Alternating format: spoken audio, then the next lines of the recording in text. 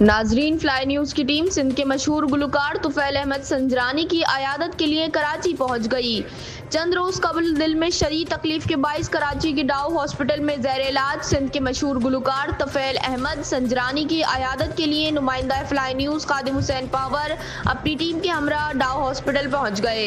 उन्होंने तुफैल अहमद संजरानी की अयादत की और उनकी सेहतियाबी के लिए दुआ की और उन्होंने उनके साहबजादों से भी मुलाकात की और फ्लाई न्यूज की पूरी टीम की जानिब से नेक ख्वाहिशात का पैगाम दिया।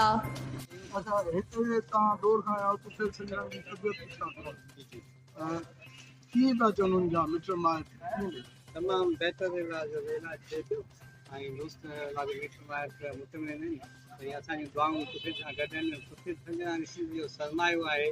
आवाज़ जो सिंध जी आवाज़ जो हर माण्हू जे दिलनि ताईं पहुतल आहे।